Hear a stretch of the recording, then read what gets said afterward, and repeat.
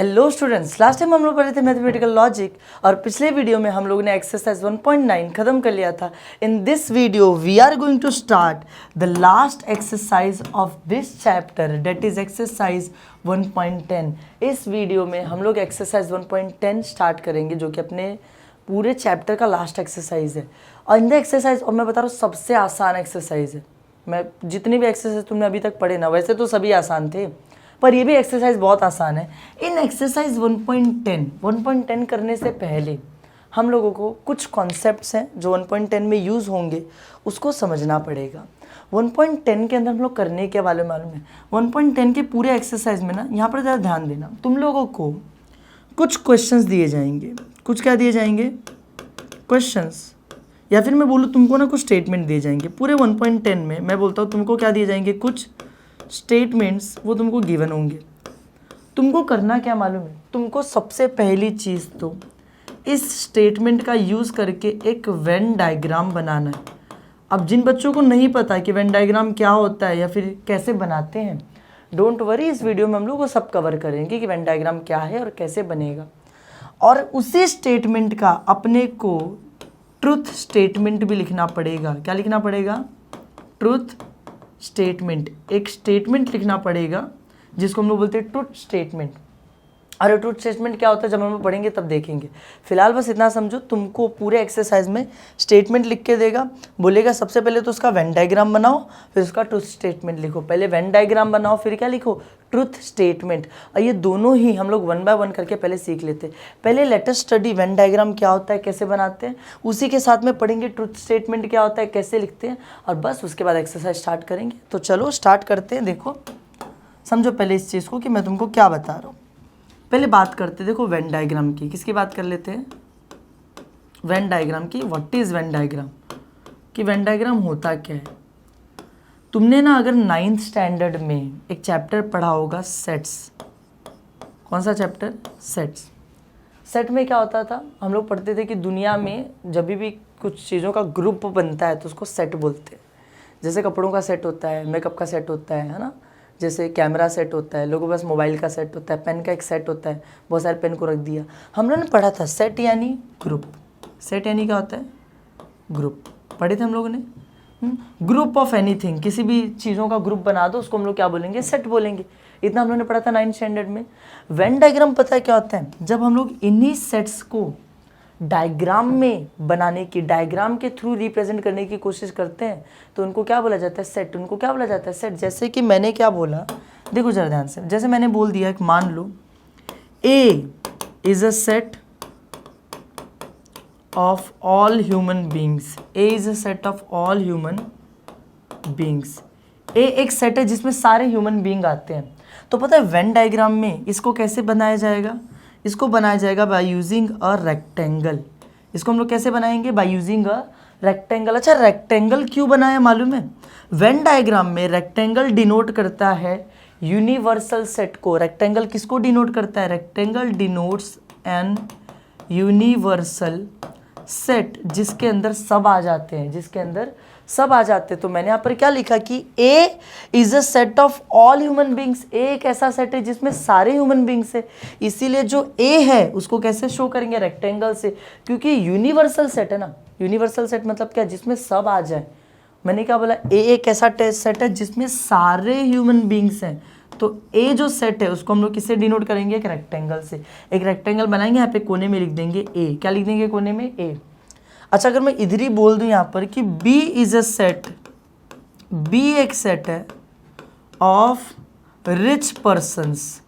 B एक set है जिसमें सिर्फ रिच पर्सन्स आते हैं, सिर्फ अमीर लोग आते हैं। तो बी को पता है कैसे बनाएंगे? इसी रेक्टेंगल के अंदर एक छोटा सा सर्कल बनेगा बी के लिए। इसी रेक्टेंगल के अंदर एक छोटा सा सर्कल बनेगा किसके लिए? बी के लिए। अबे बी का सर्कल क्यों बना? पहली चीज़, बी यूनिवर्सल सेट नहीं है। यूनिवर्सल सेट के लिए बस रेक्टेंगल बनता है। जो सबसे बड़ा सेट होता है जिसमें सारे आ जाते हैं, उसके लिए क्या बनता है? रेक्टेंगल। तो उसके लिए मैंने रेक्टेंगल बनाया। बी में सिर्फ अमीर लोग आ रहे हैं, सब लोग आ रहे हैं क्या? नहीं, सिर्फ अमीर लोग आ रहे हैं, तो यूनिवर्सल सेट नहीं है, वो छोटा सा सेट है। तो उसके लिए सर्कल बनेगा। और सर्कल को इस डब्बे के अंदर क्यों बनाया? क्योंकि आखिर भले वो लोग अमीर हैं पर है तो इंसान ही ना। ये पूरा डब्बे में सारे इंसान हैं, तो रिच पर्सन भी इसी डब्बे के अंदर होंगे ना, तो इसीलिए इस डब्बे के अंदर, इस यूनिवर्सल सेट के अंदर बनाया। बस तुमको इतना समझ में आना चाहिए 2 बातें कि अगर यूनिवर्सल सेट होता है तो उसके लिए क्या बनाया जाता है, एक रेक्टेंगल। रेक्टेंगल क्यों? क्योंकि यूनिवर्सल सेट है, उसमें सब आ जाते हैं। अब बाकी के जितने भी सेट होते हैं उनको सर्कल बनाया जाता है, वो सारे सर्कल रेक्टेंगल के अंदर बनते हैं। अभी मैं बोल दूं मेरे को एक सेट बना के दो नॉन रिच पर्सन का, तो इधर पे एक सर्कल बन जाएगा नॉन रिच के लिए, इधर पे एक सर्कल बन जाएगा मान लो सारे बिलियनियर्स के लिए, यहाँ पे एक सर्कल बन जाएगा सारे मिलियनियर्स के लिए, है ना। लेकिन जितने भी सर्कल बनेंगे सब वो इस रेक्टेंगल के अंदर ही बनेंगे, क्योंकि है तो आखिरकार सब इंसान, और रेक्टेंगल सारे इंसानों को डिनोट करता है। समझ में आया? This is how a Venn diagram works. तो वेन डायग्राम में देखो 2 चीज़ें, अगर मैं कंक्लूड करने जाऊं तो आई कैन राइट कि वेन डायग्राम में 2 शेप्स बस यूज होते हैं। कितने शेप्स यूज होते हैं? बस 2 शेप्स यूज होते हैं। कौन कौन से शेप यूज होते हैं? पहला रेक्टेंगल, पहला क्या यूज होता है? रेक्टेंगल, एक ही रेक्टेंगल बनता है बस, and it denotes universal set. It denotes N universal set. ये किसको डिनोट करता है? यूनिवर्सल सेट को डिनोट करता है कि जो सेट है वो यूनिवर्सल, उसमें सब आ गए। और उसके बाद एक दूसरा शेप क्या था? सर्कल। दूसरा शेप क्या था? सर्कल, जो कि रेक्टेंगल के अंदर आता है।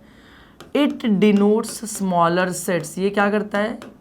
जो स्मॉलर सेट्स होते हैं, जो यूनिवर्सल सेट नहीं होते हैं, सीधे सीधे बोलो नॉन यूनिवर्सल सेट, ये उनको डिनोट करता है। और वेन डायग्राम ऐसे ही बनता है। एक डायग्राम में एक ऐसे वो बनेगा, अंदर सर्कल बनेगा। एक सर्कल बन सकता है, 2 सर्कल बन सकता है, कितने भी सर्कल बन सकते हैं। अलग अलग केस में वेन डायग्राम अलग अलग होते हैं, पर एक चीज़ हमेशा ध्यान रखना, पूरा वेन डायग्राम सिर्फ सर्कल और रेक्टेंगल्स को मिलाकर बनता है। हमेशा एक ही रेक्टेंगल होता है, सर्कल कितने भी हो सकते हैं, सर्कल कितने भी हो सकते हैं। This is all about Venn diagram. ये क्या है? सब कुछ वेन डायग्राम के बारे में। समझ में आया? चलो ठीक है। तो अब पता है जब तुम लोग ना एक्सरसाइज करोगे तो एक्सरसाइज में अलग अलग स्टेटमेंट आते हैं, हर स्टेटमेंट में वेन डायग्राम अलग बनता है। तो मैं तुमको ना यहाँ पे जनरल बताता हूँ कि क्या स्टेटमेंट देगा तो वेन डायग्राम कैसा बनेगा, और उसकी ट्रुथ स्टेटमेंट जो हमने ऊपर देखा कि ट्रुथ स्टेटमेंट भी लिखना पड़ता है, वो कैसे आएगा। और ये बहुत इंपॉर्टेंट है, ये तुमको कहीं नहीं मिलेगा, ये तुमको कोई नहीं लिखा के देने वाला कि ऐसा भी होता है। ध्यान से समझना। मैं यहाँ पर लिख देता हूँ, यहाँ पर हम लोग लिखेंगे सारे स्टेटमेंट्स। यहाँ पर हम लोग क्या लिखेंगे? सारे स्टेटमेंट्स, कि क्या स्टेटमेंट दिया होगा। यहाँ पर मैं बनाऊँगा तुम्हारा वेन डायग्राम, तो क्या स्टेटमेंट में क्या वेन डायग्राम बनेगा। और वेन डायग्राम याद रखना, भले वेन डायग्राम अलग होगा पर बनेगा 2 ही शेप्स को मिलाकर, रेक्टेंगल और सर्कल। और यहाँ पर लास्ट में दिया होगा अपने को ट्रुथ स्टेटमेंट। लास्ट में हम लोग क्या लिखेंगे? ट्रुथ स्टेटमेंट, की क्या वेन डायग्राम बनेगा और क्या उसका ट्रुथ स्टेटमेंट आएगा। ये टेबल अगर तुमको एक बार समझ में आ गया तो तुमको सब कुछ समझ में आ गया। ध्यान से देखते जाना। सबसे पहले तुमको स्टेटमेंट ऐसा लिख के देगा, मान लो क्वेश्चन में लिख के देगा some A are B, some A are B.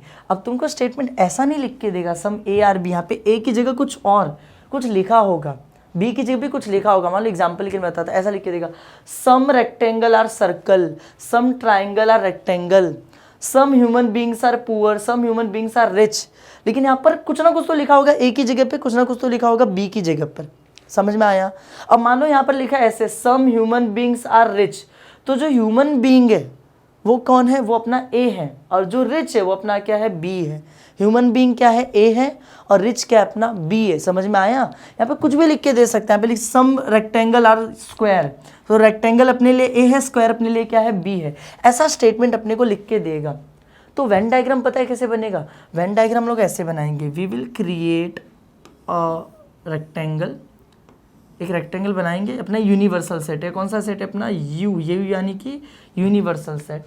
और इसके अंदर ए और बी, उसने क्या बोला? सम ए आर बी, यानी कुछ ए बी जैसे हैं, मतलब मिला जुला के कुछ ए और बी क्या है? सेम है। मैं अगर बोलूँ some human beings are rich, मतलब कुछ ऐसे ह्यूमन बींग है जो रिच भी हैं, मतलब कुछ ह्यूमन बींग रिच भी है, कुछ रिच ह्यूमन बींग भी है, मतलब दोनों कॉमन है, दोनों सेम है, दोनों क्या है? सेम है। ऐसे केस में हम लोग यहाँ पर 2 सर्कल बनाते हैं, एक ए का सर्कल, एक बी का सर्कल, एक ए का सर्कल, एक बी का सर्कल। उन दोनों को इस तरीके से बनाते हैं कि दोनों एक दूसरे को इंटरसेक्ट करें, क्योंकि इसने क्या बोला था? कुछ ए और बी सेम होंगे, तो ये जो बीच वाला पार्ट है यही दोनों में कौन सा पार्ट है, सेम वाला पार्ट है, तो हम लोग इसको शेड कर देते हैं। हम लोग इसको क्या कर देते हैं, शेड कर देते हैं कि उसने बोला सम ए आर बी, कुछ ए और बी सेम है तो वो सेम वाला पार्ट किधर रहेगा, बीच में रहेगा। समझ में आया? This is the Venn diagram for these statements. अब मान लो तुमको स्टेटमेंट ऐसा दे दिया, some rich person, some human beings are rich, तो ह्यूमन बींग को ए मानेंगे, रिच को बी मानेंगे, डायग्राम सेम बनेगा। डायग्राम सेम ऐसा ही, हर बार ऐसा ही वेन डायग्राम आएगा।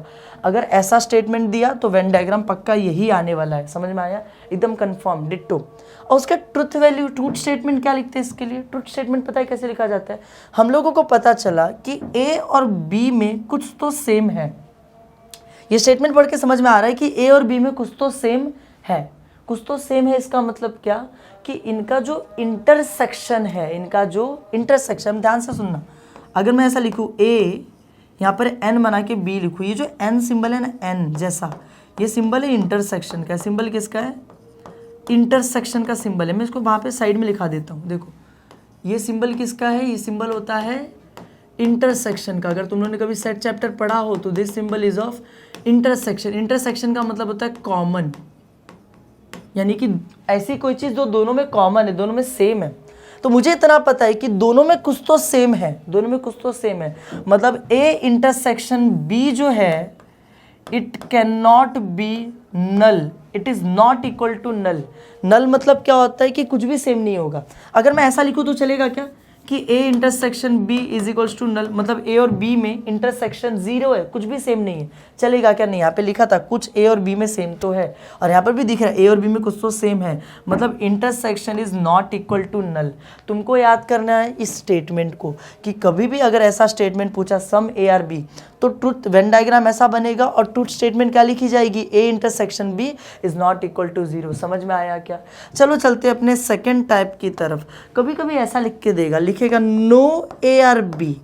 क्या लिखेगा? No A are B, no human being are rich, no circle is a rectangle, no triangle is circle. समझ में आया? ए की जगह कुछ दे देगा, बी की जगह कुछ देगा, पर स्टेटमेंट ऐसा होगा नो ए आर बी, मतलब सीधे सीधे बोल रहा है दोनों में कुछ भी सेम नहीं है। यहाँ पे बोला था कुछ तो सेम है, सम, यहाँ पर बोला कुछ भी सेम नहीं है। तो बताओ वेन डायग्राम क्या बनेगा यार? तुम लोग स्मार्ट हो इतने, तो नीचे वाली लाइन में लिख देता हूँ, नो ए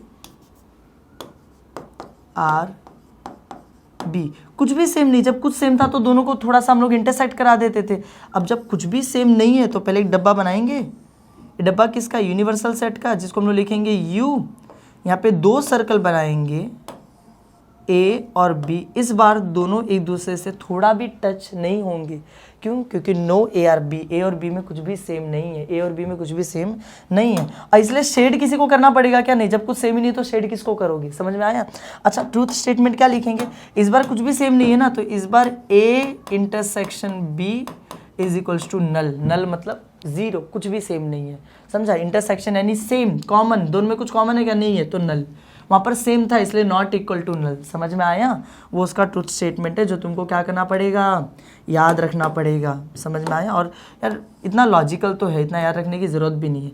यहाँ पर आओ, चलते हैं थर्ड स्टेटमेंट की तरफ, जो कि है अपने को कभी कभी क्वेश्चन में ना ऐसे आ जाता है, all A are B and all B are A. ऐसे भी स्टेटमेंट लिख के आता है, all A are B and all B are A. ऐसे लिखते हैं, all human beings are rich and all rich are human beings. मतलब सारे अमीर क्या है? ह्यूमन बींग है, सारे ह्यूमन बींग अमीर है। इसका मतलब क्या हुआ? देखो, सारे ए बी है, सारे बी ए है, मतलब ए और बी दोनों सेम है। सारे ह्यूमन बींग रिच है, सारे रिच ह्यूमन बींग है, दोनों एकदम सेम है, एकदम डिट्टो सेम है। तो पता है वेन डायग्राम कैसा बनेगा? वेन डायग्राम में ऐसा बनेगा, तुम लोग पहले यहाँ पे रेक्टेंगल बनाओगे। अच्छा, रेक्टेंगल अपना क्या है? यू, यूनिवर्सल सेट है। इसके अंदर एक ही सर्कल बनेगा जिसमें हम लोग लिखेंगे ए इक्वल टू बी, क्योंकि यही ए का भी सर्कल है और यही बी का भी सर्कल है, क्योंकि सारे ए बी हैं, सारे बी ए हैं। ए बी के जैसा, बी ए के जैसा, दोनों सेम है, तो एक ही सर्कल में ए भी लिखेंगे, बी भी लिखेंगे, और दोनों के बीच में क्या सिंबल डालेंगे? इक्वल टू, क्योंकि दोनों सेम है। और यहाँ पर ट्रुथ स्टेटमेंट भी वही आता है, A equal to B. Truth statement में भी क्या आता है? ए इक्वल टू बी, कि सारे ए और सारे बी क्या है? इक्वल है। समझ में आया? नाउ लेट अस मूव आगे के क्वेश्चंस पे, आगे के टाइप्स पे चलते हैं। और क्या क्या क्वेश्चन दे सकता है अपने को? क्या कोई और टाइप भी बचा है अपने पास? एक सेकंड रुको, देख लेते कुछ और टाइप अपने पास बचा है क्या। हम लोगों ने कवर कर लिया सम वाला, नो वाला और ऑल वाला। हाँ, एक अपने पास बच गया इफ और देन वाला। एक लास्ट अपने पास टाइप बचता है इफ देन वाला। लिख के देता है if it is A, if it is A then it is B, if it is A then it is B, ऐसा स्टेटमेंट लिख के देगा। If it is a rectangle then it is a circle, if it is a human being then it is rich, if it is a human being then it is poor, if it is poor then it is a human being. समझ में, ऐसा कुछ भी लिख के दे देता है। तो ये इफ देन के केस में क्या करना पड़ता है हम लोगों को, ये बहुत खतरनाक है, जरा ध्यान से देखना। इसमें वेन डायग्राम में हम लोग क्या करते हैं, रेक्टेंगल बनाते हैं, यहाँ पर लिख देते हैं यू, यूनिवर्सल सेट। अच्छा, ए और बी का करेंगे क्या, उसने क्या बोला, अगर वो ए है then it is confirmed B, अगर वो ए है तो कन्फर्म वो बी का हिस्सा है। मतलब जितने ए हैं वो सारे बी के हिस्से हैं, सारे बी के पार्ट हैं। तो पता है इसको वेन डायग्राम में ऐसे दिखाते हैं। देखो इफ के साथ कौन लिखा था, ए ना, हम लोग दो सर्कल बनाते, एक के अंदर एक, और इफ के साथ क्या लिखा था, ए ना, तो ए जो है ना उसको अंदर रखेंगे और जो देन के साथ है उसको बाहर रखेंगे। और फिर हम लोग अंदर वाले को क्या कर देते हैं, अंदर वाले को हम लोग कर देते हैं शेड। अंदर वाले को हम लोग क्या, अंदर वाले को हम लोग शेड कर देंगे। इस पूरे को शेड कर दिया जाएगा कि if it is A then it is B, अगर वो ए है तो पक्का बी होगा, मतलब ए बी का हिस्सा है। ये चीज़ हो गई। और इसके बाद हाँ अंदर लिख देंगे हम लोग, क्या लिखेंगे अंदर, अंदर लिख देंगे हम लोग ए, क्या लिखेंगे ए, दिस इज ए। समझ में आया। बस ये डायग्राम बनता है किसके लिए, if it is A then it is B के लिए। ध्यान से, इफ के बाजू में ए है ना तो ए अंदर जाता है, देन के बाजू में बी है, बी बाहर रहता है।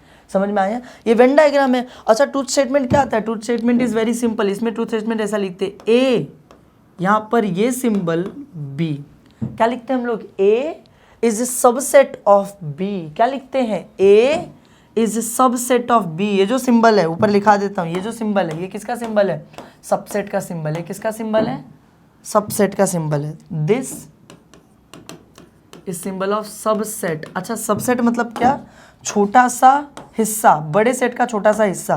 तो यहाँ पर मुझे दिखाई दे रहा है ए जो है उस बड़े बी वाले सेट का छोटा सा हिस्सा है, तो वही लिखा ए इज सबसेट ऑफ बी, उसका ट्रूथ स्टेटमेंट है। उसका क्या है, ट्रूथ स्टेटमेंट। अगर तुमको ये चारों याद हो गए ना, ये एक्सरसाइज उधर ही खत्म हो जाता है। देखो ध्यान से, इन चारों को समझ लो। अगर लिख के दिया सम ए आर बी, तो वेन डायग्राम ऐसा बनेगा, दोनों को इंटरसेक्ट कराएंगे, A intersection B is not equal to null, ये अपना ट्रूथ स्टेटमेंट होगा।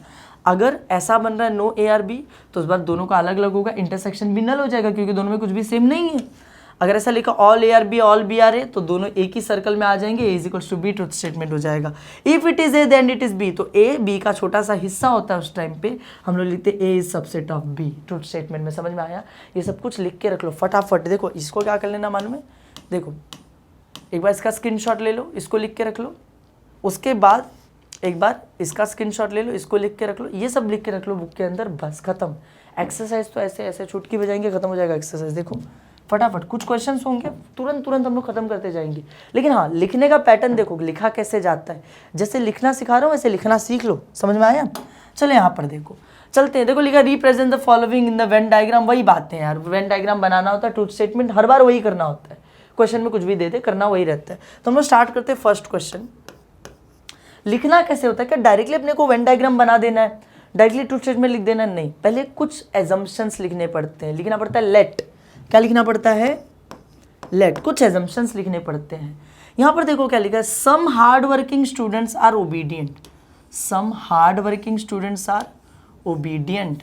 अगर मैं हार्ड वर्किंग स्टूडेंट को ए मान लूँ, ओबीडियंट को बी मान लूँ, तो सम ए आर बी, ऐसे दिया है ना, सम ए आर बी। तो मैं यहाँ पे लिखूंगा लेट, इस हार्ड वर्किंग स्टूडेंट को क्या मान रहा हूँ मैं, ए, तो मैं लिखूंगा A set of hard working students. A क्या है, सेट ऑफ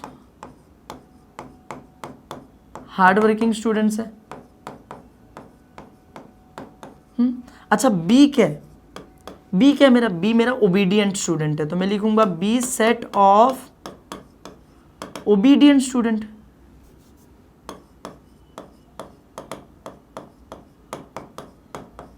मैंने ए मान लिया set of hard working student को, बी मान लिया set of obedient student.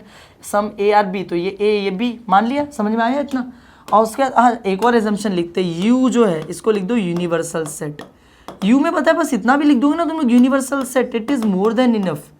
You क्या है अपना, यूनिवर्सल सेट है, और सबको पता है यूनिवर्सल सेट में सब कुछ आ जाता है, तो यू अपना यूनिवर्सल सेट है। ये पहले लिख देने का कि ए किसको मान रहे हो, बी किसको मान रहे हो, मतलब मिला जुला के क्वेश्चन में ए की जगह क्या दिया, बी की जगह क्या दिया, और यू किसको मानेंगे, यूनिवर्सल सेट को। और उसके बाद बनाएंगे वेन डायग्राम। उसके बाद क्या बनाएंगे, पहले बनाएंगे हम लोग वेन डायग्राम।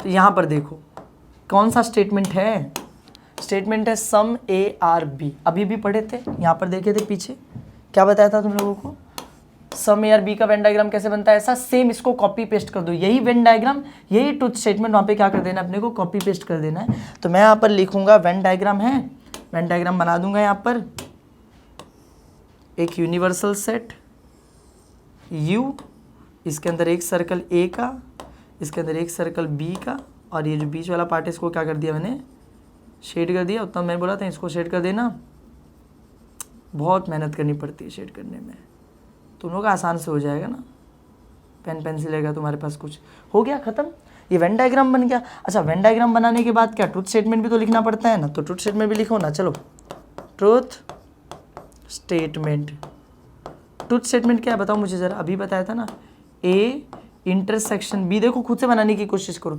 इंटरसेक्शन नल आएगा क्या, जीरो आएगा क्या, नहीं, तो A intersection B is not equal to null. और अगर तुमको नहीं समझ में आता तो फिर याद कर लो, लिखा के दिया था यहाँ पर, समझ में आया, बस क्वेश्चन खत्म, दिस क्वेश्चन इज ओवर। आसान था एकदम, मतलब सोचो अगर तुमको स्टार्टिंग में जो पता है वो आता है तो तुमको सब आता है, तुमको बस ए और बी पहचानना है।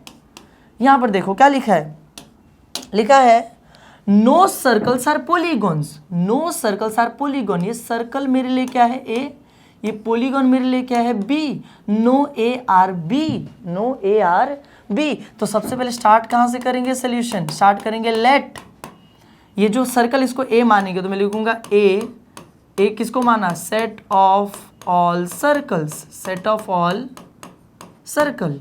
अच्छा बी किसको मानेंगे, बी क्या, set of polygons, set of all polygons, all लिखो नहीं लिखो वही बात होती है, सेट ऑफ पॉलीगॉन्स। सर्कल के सेट को ए मान लिया, पॉलीगॉन के सेट को बी मान लिया, और यू क्या रहेगा मेरा, you will be my universal set, और यू मेरा क्या हो जाएगा, यूनिवर्सल सेट। अब मैं चलो वेन डायग्राम बनाता हूँ, कौन सा वेन डायग्राम बनेगा, चलो पीछे देखो बताया था, no A are B, Venn diagram ऐसे बनेगा, दोनों ए और बी अलग अलग रहेंगे, वहाँ पे ट्रुथ स्टेटमेंट क्या आएगा, A intersection B equal to null. तो बस वही मैं यहाँ पे करूँगा, मैं यहाँ पे लिखूँगा, यहाँ पे लिखते हैं चलो वेन डायग्राम। वेन डायग्राम क्या आ गया, ये बनाया मैंने, इसमें नो ए आर बी लिखा है, तो ये ए अलग ये बी अलग, ये मेरा यूनिवर्सल सेट था, ये ए बी, कुछ भी शेड करने की ज़रूरत नहीं है। यहाँ पे लिखूंगा ट्रुथ स्टेटमेंट, यहाँ पे क्या लिखेंगे, ट्रुथ स्टेटमेंट लिख देंगे, ट्रुथ स्टेटमेंट। अच्छा ट्रुथ स्टेटमेंट क्या था, अभी बताया था, कुछ भी इंटरसेक्शन में नहीं है, तो A intersection B is equals to null. समझ में आया, बस खत्म हो गया क्वेश्चन, आसान है एकदम। चलो ठीक है आगे चलते हैं, चलते हैं क्वेश्चन नंबर 3 पे, चलते हैं क्वेश्चन नंबर 3 पे। Now what is given in question number 3, question number 3 में इट इज गिवन क्या, all teachers are scholars and scholars are teachers. देखो ऑल टीचर्स अपने लिए क्या हो गया ए, आर स्कॉलर्स क्या हो गया अपने लिए बी, स्कॉलर्स अपने लिए क्या है बी, और टीचर्स अपने लिए क्या है A. All A are B and all B are A, all A are B and B are A are B B are A, ऐसा भी तो हम लोगों ने पढ़ा था ना, किए थे अभी अभी जस्ट। तो क्या करेंगे इसको, पहले तो एजम्पशन लिखेंगे ना, तो चलो लिखते हैं, लेट ए किसको माना, टीचर्स को, तो मैं लिख देता हूँ सेट ऑफ टीचर्स, ए क्या है सेट ऑफ टीचर्स है, फिर set of all teachers. B क्या है अपने लिए, बी हो जाएगा अपने लिए set of students, set of scholars, तो मैं लिख दूंगा बी क्या लिख दूंगा, सेट ऑफ स्कॉलर्स, ये भी हो गया अपना, एक सेट ऑफ टीचर हो गया, सेट ऑफ स्कॉलर हो गया। यू क्या, यू अपने लिए यूनिवर्सल सेट है, यू अपने लिए हमेशा क्या होता है, यूनिवर्सल सेट होता है, जिसको हम लोग डब्बा बनाते हैं। अब चलो स्टार्ट करते हैं, पहले क्या बनाऊंगा, वेन डायग्राम ना, यहाँ पर बना लेते हैं वेन डायग्राम। ना how do we create Venn diagram, all A are B all B are A के लिए याद करो, देखो दोनों सर्कल एक ही में बनाते थे, all A are B all B are A, circle एक ही में बनाते थे, उसमें इक्वल टू बी लिखते थे, बाहर यू रहता था अपना यूनिवर्सल सेट। बस सेम काम यहाँ पे भी कर देंगे, यहाँ पे लिख दूंगा ऐसे, एक कैसे बनाऊंगा रेक्टेंगल, यहाँ पे लिखूंगा this is my universal set, यहाँ पर एक ही सर्कल बनेगा जिसमें लिखूंगा A इक्वल टू बी, और इसका ट्रूथ स्टेटमेंट भी क्या आ जाता था, देखो जाके वही सेम आ जाता है। तो इसका truth statement is also A equals to B and question खत्म। आसान एकदम, समझ में आया। चलो ठीक है, फोर्थ वाला क्वेश्चन करते हैं। What is given in fourth question. Fourth question में लास्ट टाइप दिए, देखो सारे टाइप कवर हो गए इसके अंदर ही। क्या लिखा है इसके अंदर, इसके अंदर लिखा है कि if it is a quadrilateral, quadrilateral को मान लिया ए, नहीं शुरू करो, क्या लिखा, if a quadrilateral is rhombus, rhombus को मान लिया A, then it is parallelogram, parallelogram को मान लिया बी। मिला जुला के लिखा क्या है, if it is A then it is B, if it is A then it is B. तो हम लोग लिखेंगे कैसे, हम लोग लिखेंगे लेट, एक ए मान लेंगे, एक को बी मान लेंगे। अच्छा ए किसको मानेंगे, रोम्बस को, तो मैं मान ए किसको मानूंगा, ए सेट ऑफ रोम्बस, ए क्या आ गया मेरा, सेट ऑफ रोम्बस आ गया। अब मैं बी किसको मानूंगा, सेट ऑफ पैरेललोग्राम, जितने भी रोम्बस है उनका एक सेट हो गया, जितने भी पैरेललोग्राम है उनका एक सेट हो गया। और U क्या होता है मेरा, U is universal set, U क्या है, यूनिवर्सल सेट। समझ में आया। और बस इसके आगे स्टार्ट करते हैं वेन डायग्राम बनाना। अपने को वेन डायग्राम उन्होंने सीखा था, पीछे ही सीखा था। अगर कभी भी ऐसा आता है if it is A then it is B वाला, तो यहाँ पे देखो फर्स्ट में देखे थे, क्या देखे थे, तो उस टाइम पे इफ के साथ ए है, ए अंदर आता है, बी बाहर आता है और यू रहता है, तो बस हम लोग वही कर देंगे वहां पर। We will here create a Venn diagram, एक रेक्टेंगल बनाएंगे, यू यूनिवर्सल सेट, एक बड़ा सेट रहता है किसका, बी का, एक अंदर सेट रहता है किसका, ए का। अच्छा ए को तो पूरा शेड कर देते थे हम लोग, तो ए को पूरा शेड कर देता हूँ मैं, ए को यहाँ पे शेड कर देंगे। ओके ओके, ए को पूरा अच्छे से शेड कर देना वहाँ पर। और एक बार तुम्हारा ए शेड हो गया, उसके बाद उसके अंदर हम लोग क्या करेंगे, लिख देंगे कि ये क्या है, अपना ए है। समझ में आया। और बस इसका वेन डायग्राम बन गया। अच्छा वेन डायग्राम बनाने के बाद क्या करेंगे, वेन डायग्राम बनाने के बाद अपना वो क्या नाम है, ट्रूथ स्टेटमेंट लिखेंगे। तो ट्रूथ स्टेटमेंट क्या आएगा अपना, बताओ। ट्रूथ स्टेटमेंट क्या आएगा, ट्रूथ स्टेटमेंट विल बी, मैंने बताया था इसके अंदर A is subset of B, A is subset of B, चाहिए तो पीछे जाके चेक कर लो, A is subset of B, इसका ट्रूथ स्टेटमेंट हो गया। अब बस इसी के साथ ये वाला क्वेश्चन खत्म हो गया। समझ में आया। चलते अपने क्वेश्चन नंबर 2 की तरफ। ना what is given in question number 2, क्या क्वेश्चन नंबर 2 में कुछ अलग करना है, नहीं, पूरा एक्सरसाइज वही है। Question number 1, question number 2, question number 3, बस क्वेश्चन अलग है, बाकी करना सब में वही है। Venn diagram, truth statement, Venn diagram, truth statement. और मैंने जो स्टार्टिंग में बताया वो आता है, तो अपने को सब आता है। चलो ठीक है, स्टार्ट करते हैं। अब इसको भी सेम वे में सॉल्व करते हैं, ज़्यादा दिमाग नहीं लगाएंगे, सॉल्व करना स्टार्ट करेंगे। देखो क्या लिखा है यहाँ पर लिखा है some share brokers are chartered accountant. Some share broker, इसको ए मान लिया, चार्टर्ड अकाउंटेंट इसको बी मान लिया, तो ये क्वेश्चन क्या हो गया, some A are B, some A are B, इसको हम लोगों ने बी मान रखा है, तो some A are B question हो गया अपना। तो कैसे लिखते थे हम लोग, लिखते थे लेट ए, यहाँ पर क्या कर देते थे बी। अच्छा ए किसको मानेंगे, set of share brokers, set of share brokers, तो जितने भी शेयर ब्रोकर्स थे उनको एक सेट में डाल दिया। उसके बाद क्या बी क्या है, सेट ऑफ सी ए, मैंने सिर्फ सी ए लिखा, तुम लोग पूरा लिख देना, चार्टर्ड अकाउंटेंट, ठीक है। Set of C A chartered accountant, set of share broker लिख दिया हम लोगों ने। अच्छा एक और लिखते थे ना, एक और क्या लिखते थे, यू लिखते थे। यू क्या है, सेट, यूनिवर्सल सेट, यू क्या है अपना, यूनिवर्सल सेट। एक बार ये हो गया तो हम लोग क्या लिखेंगे, वेन डायग्राम बना देंगे अपना। अच्छा वेन डायग्राम ये तो अपना मेन फोकस था, वेन डायग्राम कैसे बनाएंगे, कौन सा क्वेश्चन है, सम ए आर बी। अगर तुम लोगों को याद हो या फिर नहीं याद हो तो एक बार पीछे जाओ, वीडियो को देखो, कैसे बनाते थे सम ए आर बी का, ऐसे बनाते थे, रेक्टेंगल यू, इसमें ए और बी को क्या करा देते, इंटरसेक्ट करा देते हैं। इतने पार्ट को क्या कर दिया जाता है, शेड कर दिया जाता है। याद है, शेड करने में मेहनत भी बहुत करनी पड़ती थी, वो भी याद होगा, है ना। देखो यहाँ पे बहुत ज़्यादा मेहनत करनी पड़ेगी। चलो चलो शेड कर देते हैं, शेड कर देते हैं फटाफट फटाफट। ये अपना शेडेड पार्ट हो गया, बताया था मैंने, बस बन गया वेन डायग्राम। अच्छा वेन डायग्राम के बाद क्या लिखते थे, ट्रूथ स्टेटमेंट। वेन डायग्राम के बाद क्या लिखते थे, ट्रूथ स्टेटमेंट। अच्छा ट्रुथ स्टेटमेंट कैसे करते थे हम लोग, मैंने बताया था ट्रुथ स्टेटमेंट याद कर लो। इसमें इंटरसेक्शन नल है क्या, नहीं होता, तो हम लोग ऐसे लिखते थे ट्रुथ स्टेटमेंट को कि A intersection B is not equal to null, मतलब ए इंटरसेक्शन बी कुछ तो कॉमन है, नल नहीं है दोनों। समझ में आया? अब बस ये क्वेश्चन भी खत्म हो गया, सेम, कुछ अलग नहीं है। अच्छा देखो आगे बढ़ते हैं, आते हैं क्वेश्चन नंबर 2 के ऊपर। Now how do we do question number 2? क्या लिखा है? No wicket keeper is a bowler. देखो no wicket keeper is a bowler, wicket keeper अपने लिए ए हो गया, बॉलर अपने लिए बी हो गया, बाकी क्वेश्चन काम का नहीं है। No A is B, no A is B, no A are B हम लोग ने पढ़ चुके हैं ना, तो क्या करेंगे हम लोग, लिखेंगे लेट ए। अच्छा ए किसको मानेंगे हम लोग, विकेट कीपर को, तो मैं लिखूंगा सेट ऑफ विकेट कीपर। ए किसको माना, सेट ऑफ विकेट कीपर। अच्छा बी, बी किसको मानेंगे, बॉलर को, तो मैं लिख दूंगा सेट ऑफ बॉलर। बी क्या अपना सेट ऑफ बॉलर है। और यू क्या होता है, यू इज अपना universal set, you is universal set. समझ में आ गया? इतना तो हम लोग पहले भी करते थे। फिर हम लोग क्या बनाते थे, फिर हम लोग बनाते थे वेन डायग्राम। तो चलो बनाते, वेन डायग्राम बनाएंगे। यहाँ पर मैं लिखता हूँ देयरफॉर वेन डायग्राम। कौन सा वेन डायग्राम बनाना है, नो ए आर बी का। तो नो ए आर बी का तुम लोगों को याद ही होगा डायग्राम यार, इतना आसान तो था, तुम लोग को याद हो गया होगा अभी तक। तो एक रेक्टेंगल बनाएंगे, दिस इज यूनिवर्सल सेट, ए वाला सर्कल अलग होगा, बी वाला सर्कल अलग होगा, हो गया नो ए एंड बी का। इसमें कोई शेडेड एरिया नहीं होता, पढ़े थे हम लोगों ने, है ना। अच्छा उसके बाद क्या लिखना पड़ेगा, ट्रुथ स्टेटमेंट लिखना पड़ेगा।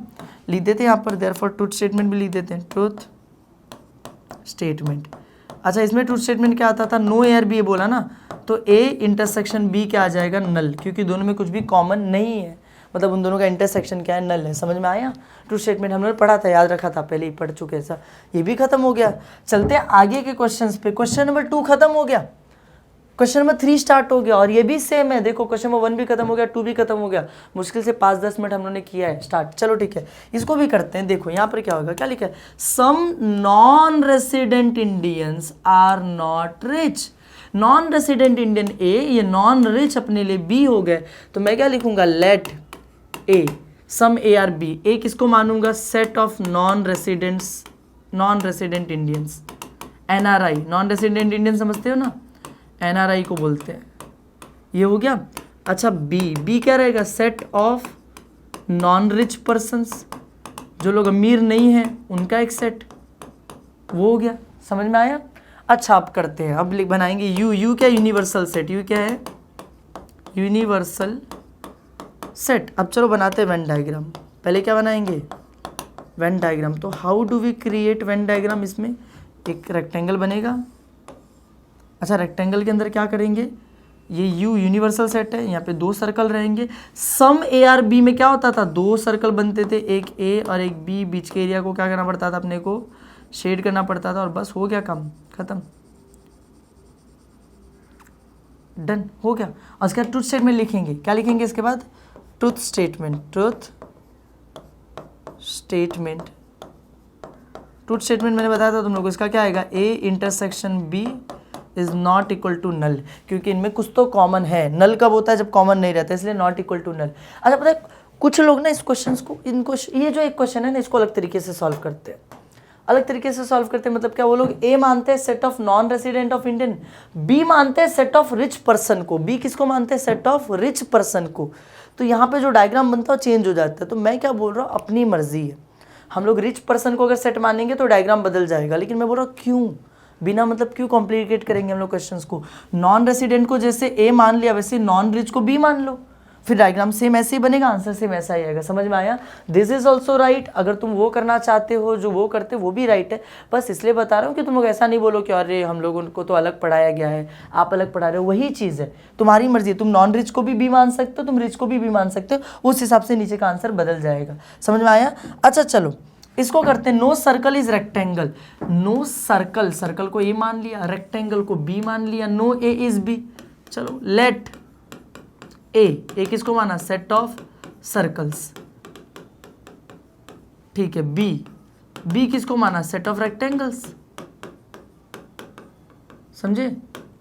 और लास्ट में क्या था, यू क्या अपना यूनिवर्सल सेट, यू क्या अपना यूनिवर्सल सेट, खत्म। चलो बनाते हैं वेन डायग्राम बनाते हैं। पहले first of all let us create Venn diagram, diagram होता है, डायग्राम्स कहाँ से आ गया, ये भी नीचे नहीं, हाँ वेन डायग्राम कैसे बनेगा, rectangle you, know A is B, A अलग बनेगा बी अलग बनेगा, हम लोग पढ़ चुके हैं, है ना, हो गया खत्म, कुछ भी शेडेड एरिया नहीं आता। ट्रूथ स्टेटमेंट लिख देना यहाँ पे, ट्रूथ स्टेटमेंट, ट्रूथ स्टेटमेंट क्या आता है इन लोगों का, A intersection B is equals to null, ऐसे आता था ना, ए इंटरसेक्शन बी इन लोगों का क्या आ जाता था, नल आ जाता है, क्योंकि दोनों में कुछ भी सेम नहीं है, याद है हम लोगों ने पढ़ा था, पहले ही पढ़े थे एकदम स्टार्टिंग में।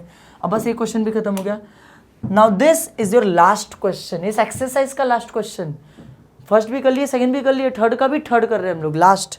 चल ठीक है, इसको भी फटाफट 2 मिनट में खत्म कर लेंगे। लेट, क्या लिखा, if N is a prime number, if N is a prime number and N is not equal to 2 then it is odd, then it is, एक second if N is a prime number then it is odd, then it is odd. अपने लिए बस काम की 2 चीजें, if N is a prime number then it is odd, N पहले अपने लिए ए क्या होगा कि n is a prime number, अपने लिए बी क्या होगा कि n is odd, if it is A then it is B, वही वाला क्वेश्चन है। तो इसको कैसे करते थे, लेट ए किसको मानेंगे, सेट ऑफ प्राइम नंबर्स, और यहाँ पे प्राइम नंबर किसको माना है, एन को, और बी किसको मानेंगे, set of odd numbers, prime number, B किसको मानेंगे, सेट ऑफ ऑड नंबर्स। समझ में आया, A set of prime numbers, B set of odd numbers, if it is A then it is B. तो चलो ठीक है, स्टार्ट करते। देखो पहले वेन डायग्राम बनाएंगे, पहले क्या बनाएंगे, वेन डायग्राम। ना how do we create the Venn diagram, पहले तो एक रेक्टेंगल बना लेते हैं, ये रेक्टेंगल किसका, यू का है। देखो if it is A then it is B, इसमें क्या होता था, इसमें ऐसे होता था, अंदर ए बनता था, बाहर क्या बनता था, बी, अंदर वाले को शेड करते थे ना हम लोग बनाने के बाद, ऐसे ही बनता था ना, याद करके रख लो इसको, बस ऐसे ऐसे ही बनता है if it is A then it is B में, और अंदर इसको क्या नाम दे देंगे हम लोग, ये मेरा ए हो गया। समझ में आया, बन गया, वेन डायग्राम हो गया। अब अपने को क्या लिखना है, ट्रूथ स्टेटमेंट लिखना है। तो ट्रूथ स्टेटमेंट कैसे लिखेंगे, इधर लिख देते हैं ना, ट्रूथ स्टेटमेंट इधर ही लिख देते हैं, ट्रूथ स्टेटमेंट, ट्रूथ स्टेटमेंट, याद है मैंने पढ़ाया था truth statement, A is subset of B, ये तो ट्रूथ स्टेटमेंट होता है ना इसका। अब बस इसी के साथ this question is also over, and with this question अपना एक्सरसाइज 1.10 खत्म हुआ। We are done with mathematical logic. इस वीडियो में हम लोग ने अपना मैथमेटिकल लॉजिक खत्म कर लिया। In the next video we will be starting an another chapter. अगर वीडियो पसंद आए तो वीडियो को लाइक करना, चैनल को सब्सक्राइब करना। मिलते हैं नेक्स्ट वीडियो में, थैंक यू।